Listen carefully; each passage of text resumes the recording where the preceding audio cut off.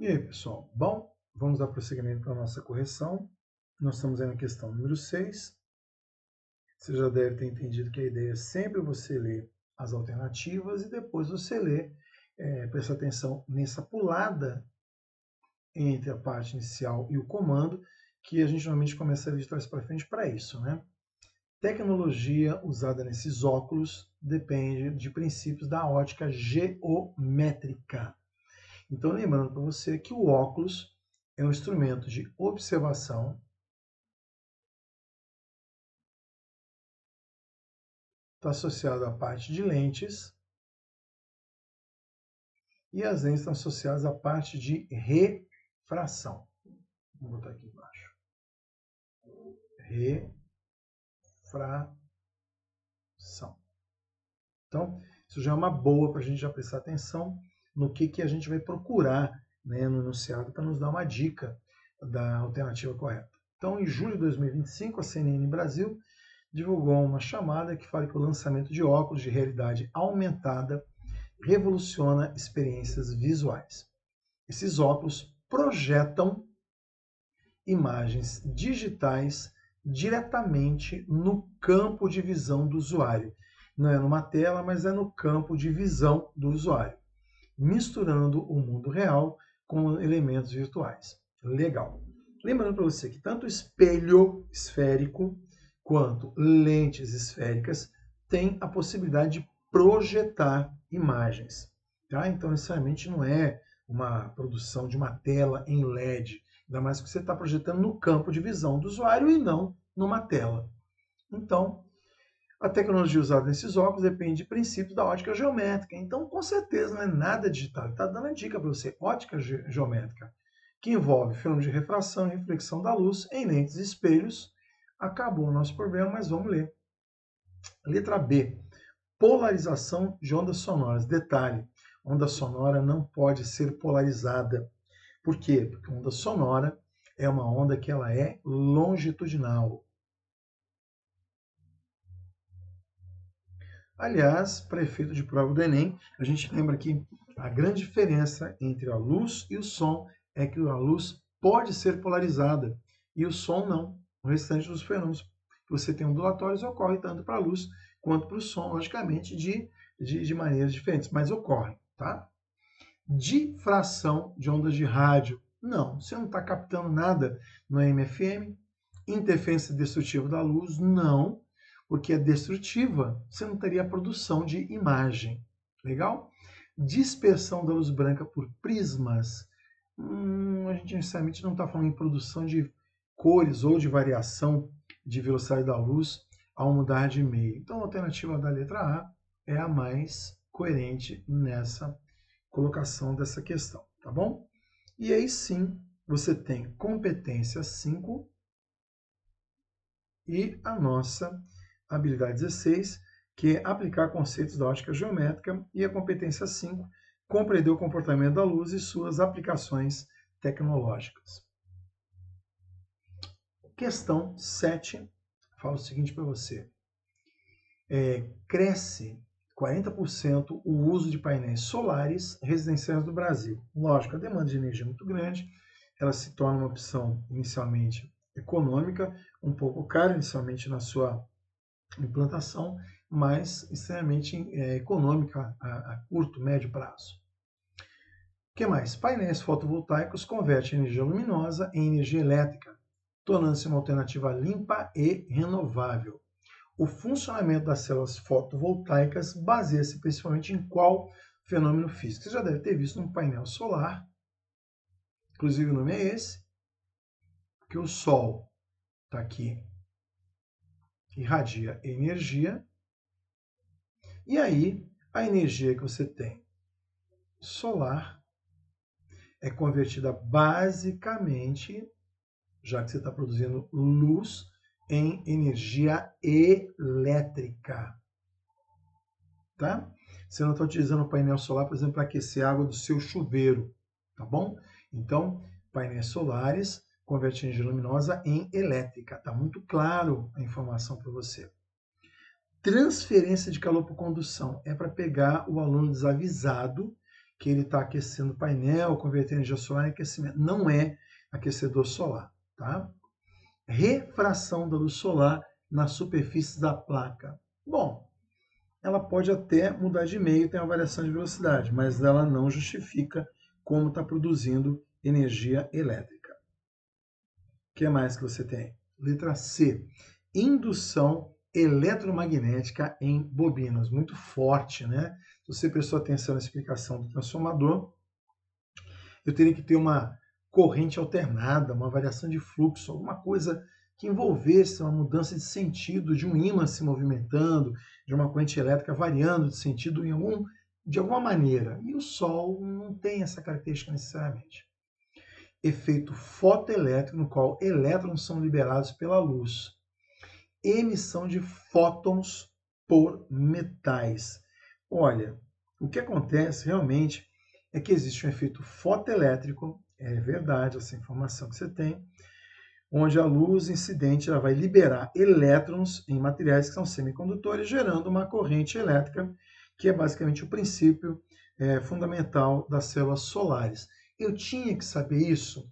Olha, você teria sim que saber. A emissão de fótons por metais, ela é muito esquisita essa informação, né? Por metais, como assim? Elas são emitidas por quê? Porque a luz, ao incidir num determinado metal com determinada frequência, ele consegue arrancar partículas elementares, entenda-se, os elétrons, e uma vez que ele consegue arrancar elétrons, esses elétrons vão realmente entrar em movimento, produzindo o que a gente chama de uma corrente elétrica. Então, a justificativa muito boazinha, muito pertinente, a alternativa correta é a letra B. Tá?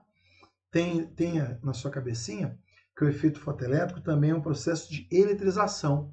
Inclusive, se você tiver um metal, que é exatamente o meio em que você consegue, determinada frequência, arrancar elétrons, se ele é neutro e você arrancar elétrons, e aí você tem um efeito fotoelétrico, o corpo que é neutro perde elétrons, ele fica com excesso de prótons, então ele vai ficar carregado positivamente.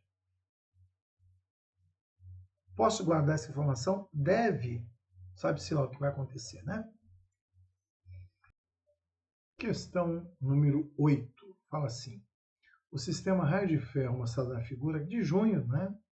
Junho, julho, agosto, setembro, não parou, né, de falar a respeito, infelizmente, da guerra de seus equipamentos. Utiliza feixes de laser para atingir mísseis em pleno voo. O que mais que ele fala para você? Ao se propagar pela atmosfera terrestre, a luz do laser pode sofrer pequenas refrações devido à variação do índice de refração do ar, com altitude causada por mudança de temperatura e densidade do ar. Considerando esse fenômeno, o desvio do feixe de laser ocorre porque a velocidade da luz é constante em todos os meios, negativo. E o pior ainda é o complemento, né? Que o laser se curva por influência da força gravitacional da Terra. Esse aí tá bacana. Letra B, o índice de refração do ar aumenta com a altitude. Não, com a altitude ele diminui, ele fica menos denso. E diminuindo a intensidade, a densidade diminui o índice de refração. Letra C, fazendo laser, não.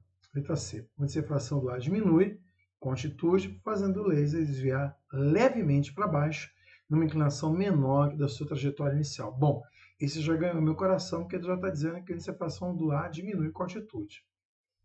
Letra D, a refração faz com que o feixe se propague em linha reta? Não. Depende do ângulo com que ele incide, né? Se ele incidisse perpendicularmente, ele não teria desvio, mas teria variação de velocidade. Então, não está muito boa essa não. O laser é composto por uma radiação que não sofre refração, sim. Né? Toda onda eletromagnética sofre refração em maior ou menor grau, dependendo do meio. Então, a letra C realmente é a mais querida, mas vale a pena fazer uma observação aqui só para reforçar. Isso aqui é o caminho que o laser faria. Vai sair do meio mais refringente, mais denso, para o meio menos denso. Ele ganha velocidade e se afasta da normal.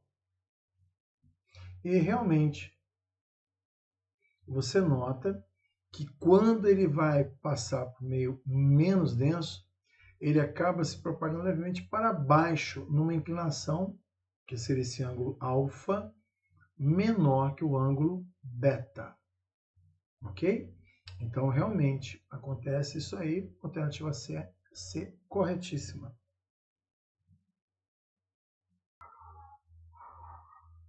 Questão número 9. Durante o uso do raio de ferro, o operador visualiza o míssil do alvo por meio de sensores ópticos.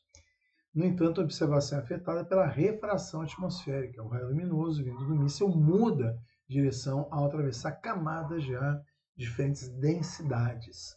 Você vê que eu aproveitei bastante essa ideia de falar em densidade, densidade, densidade. Isso faz com que o míssil pareça estar em uma posição diferente da real, que chama inclusive de posição aparente.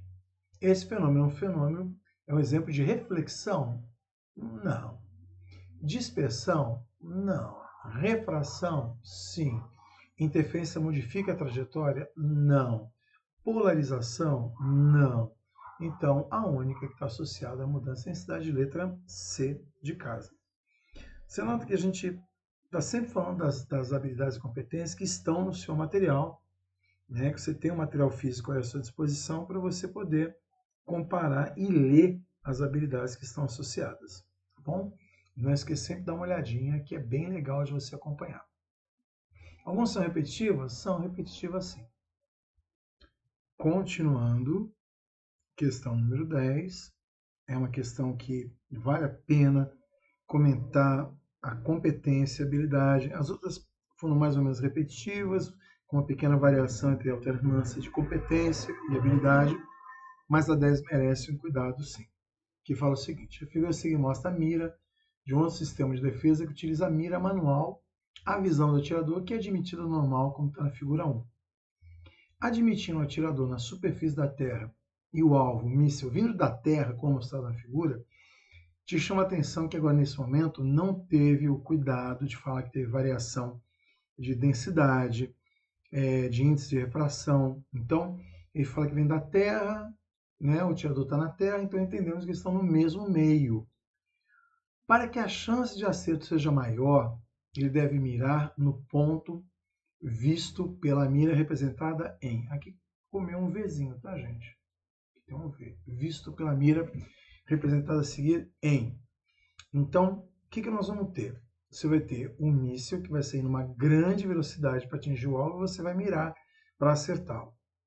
Então, nessa questão, a gente não está falando de posição aparente, e sim de uma posição relativa, que ela vai mudar com o tempo. Então, se você quiser acertar o míssil nesse movimento relativo, com esse tipo de mira que é mira manual, você tem que entender que ele leva um tempo de voo até alcançar onde ele se encontra no alvo naquele instante. E durante esse intervalo de tempo, o míssil vai continuar a se deslocar. Então você vai ter que mirar num ponto onde o míssil aparece no ponto A, quando o projétil, desculpa, no ponto B, quando o projétil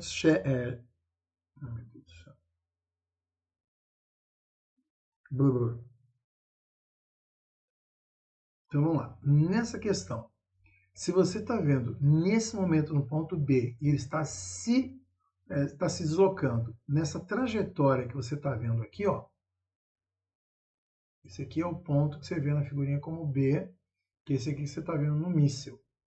Então, existe um delay, existe, por exemplo, um tempo em que você mira e ele se desloca. Então, a ideia é você mirar um pouquinho adiante, isso é, um ponto onde o míssil estiver chegando, né, quando você tiver uma noção de que ele vai ter um tempo de resposta e ele se desloca. Então, se você olhar aqui, interessante que no meio tempo em que você vai atirar, o míssil se desloca. Então, o ponto de melhor possibilidade para você poder acertá-lo seria no ponto D. Então, o ponto B está aqui. Então, ele foi lançado, ele vai subir. Então, é importante você mirar, por exemplo, numa posição acima do que ele se desloca. Tá? Então, foi lançado. Veja o movimento dele. Então, se o seu ponto B está aqui, então ele vai estar no ponto D, um pouquinho mais acima, que é o tempo que você vai ter de resposta para você atirar. Ah, não ficou bom isso não.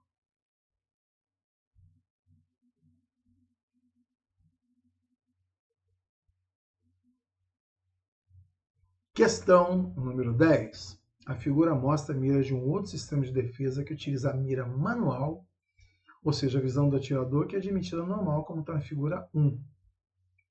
Admitindo o atirador na superfície da Terra e o alvo, míssil, vindo da Terra, como está na figura 2, então o míssil está aqui, ó. Tá? O míssil também está aqui, ó. Está aqui indicado para você. Para que a chance de acerto seja maior, e deve mirar no ponto visto pela mira, botei um Vzinho aqui porque faltou o V do visto pela mira representar na figura em. Então isso aqui tem uma chance maior para acertar. Note que em nenhum momento ele associou densidade, não associou refração, não associou nada. Então, se você viu em B, lembre-se que existe um tempo onde você enxerga um míssil e ao atirar ele já percorreu uma distância. Então, ao percorrer uma distância, seria interessante que você mirasse um ponto acima de onde você está vendo, porque entre você ter o tempo de resposta e o movimento, ele vai ter se deslocado, melhor chance para você, um ponto acima à direita, letra D de dado, como indicado nessa figura, tá bom? E esse caso, como eu falei para você, é interessante a gente complementar que a gente bateu na competência 1, que você quer compreender as leis associadas aos fenômenos físicos e aplicações em sistemas técnicos, que é a competência 1. E principalmente a habilidade 5, que é para você analisar movimento, relações de referência, para prever posições futuras de corpos em movimento, aplicando o conceito de velocidade relativa e tempo de percurso para tomada de decisão. Então, se quiser anotar, vou botar aqui. Eu tenho um H15 com a competência 1. Ok? Vamos para a próxima questão. Questão 11 fala o seguinte para a gente. Olha aí. Calor e demanda de inteligência artificial fazem consumo global de energia crescer em ritmo recorde. Então você nota que não é a primeira vez que nós falamos a respeito da IA e do calor que você tem, né? Então é uma notícia recorrente. Quando estamos expostos ao sol em um dia quente, a sensação de calor pode intensificar-se não só pela temperatura do ar, mas pela radiação solar.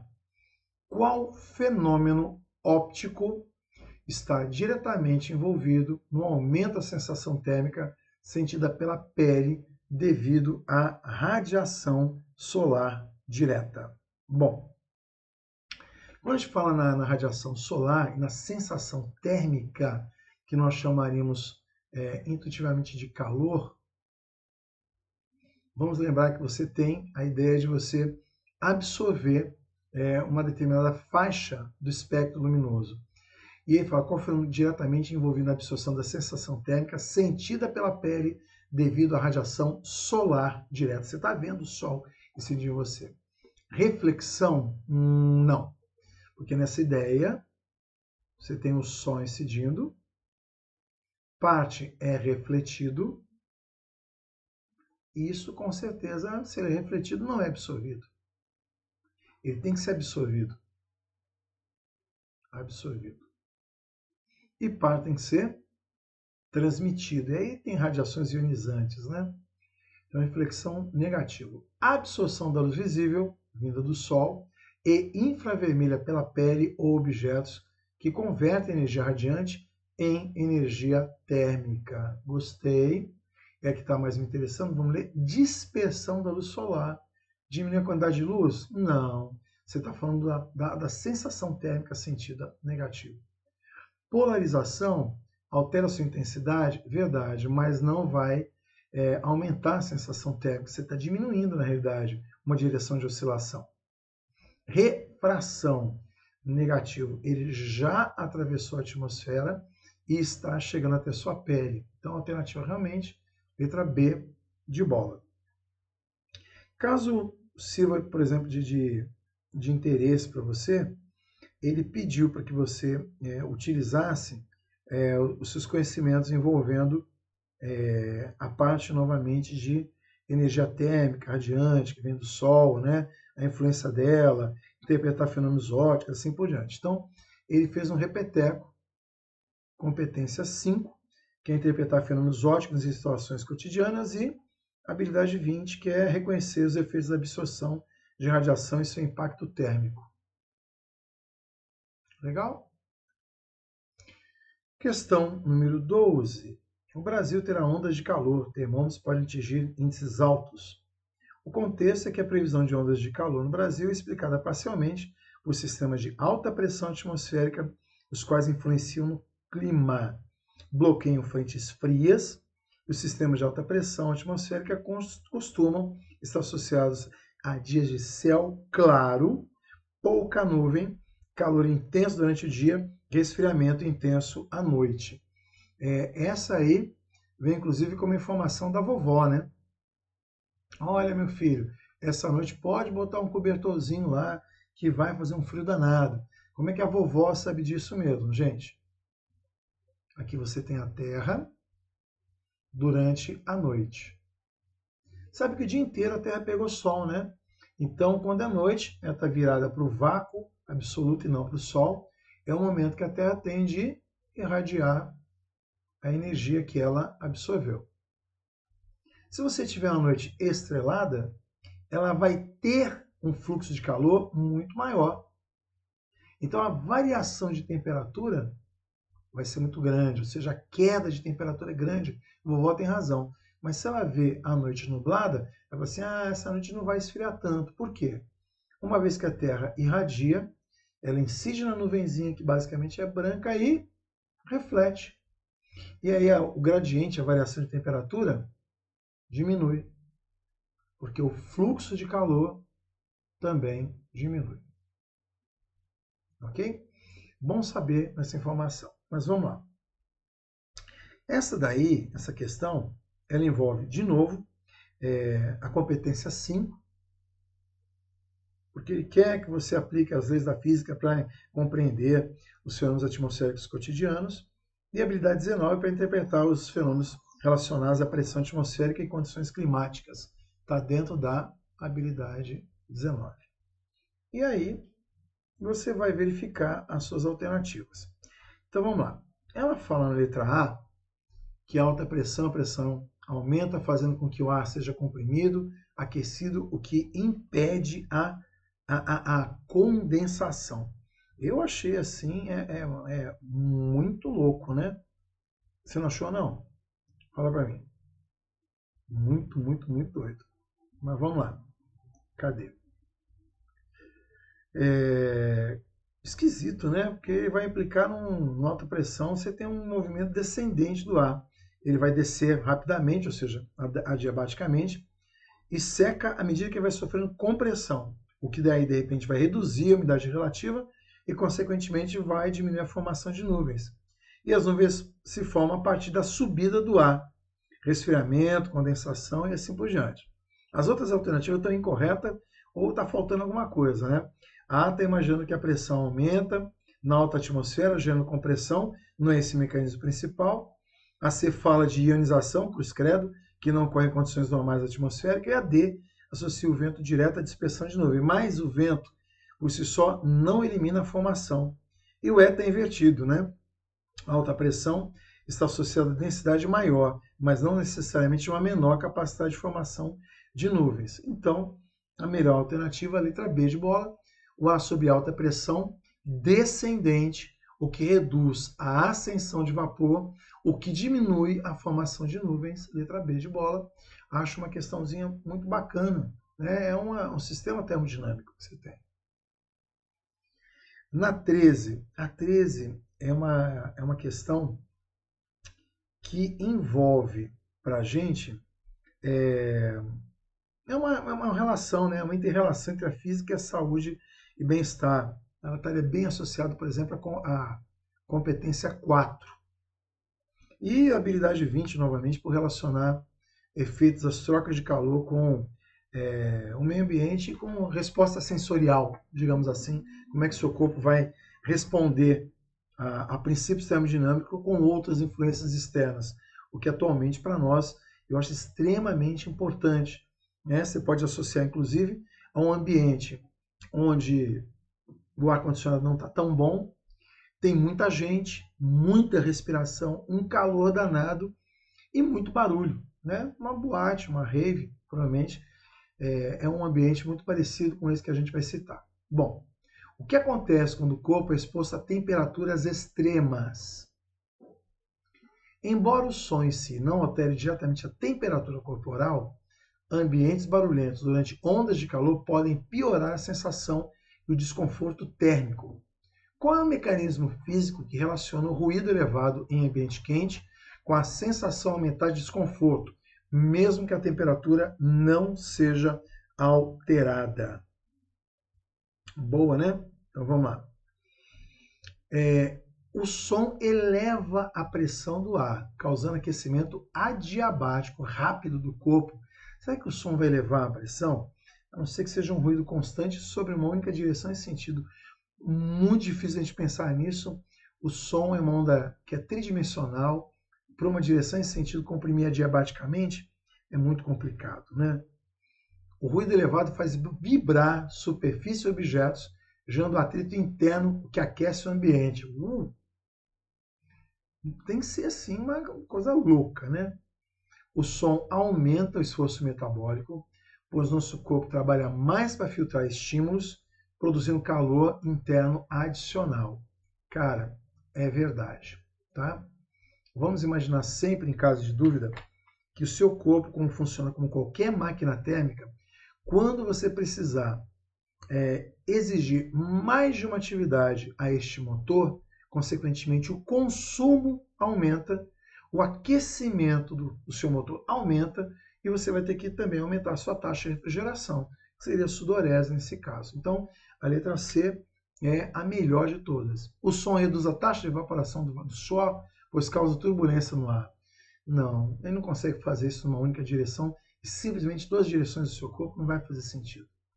Ruído intenso distrai o sistema nervoso, o que interpreta mal a sensação térmica. Também não.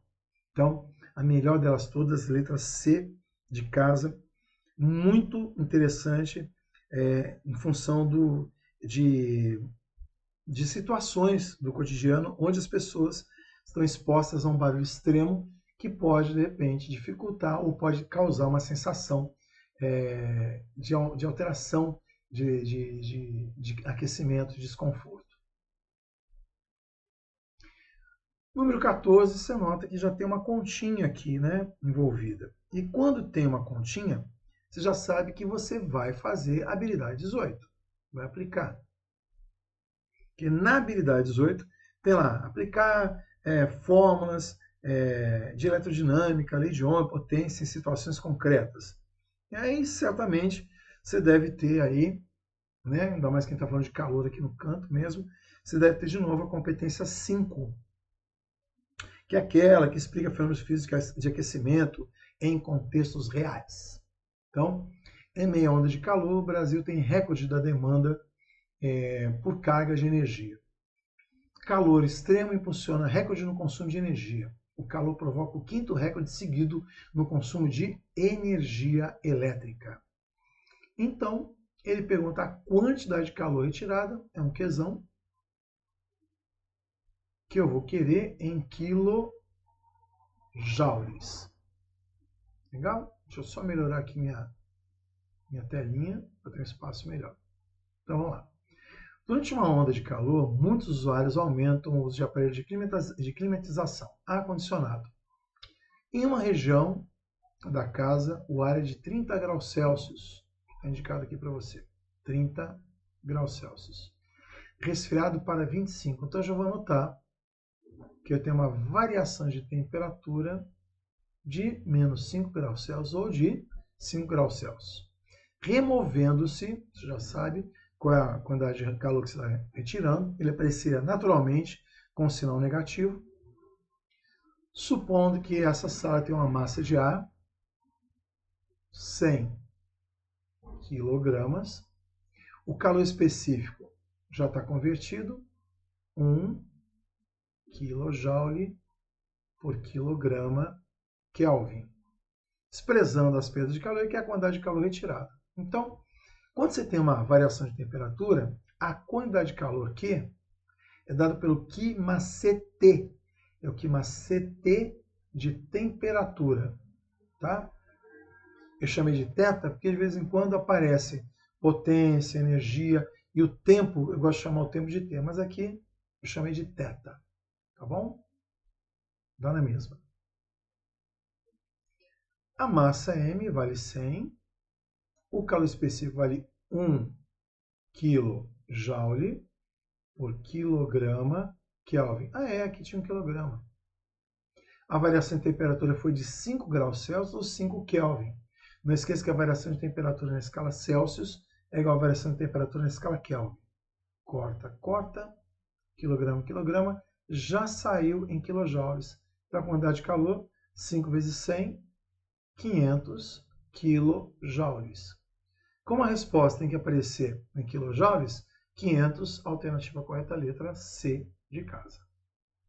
Beleza? Sim? Vamos nessa.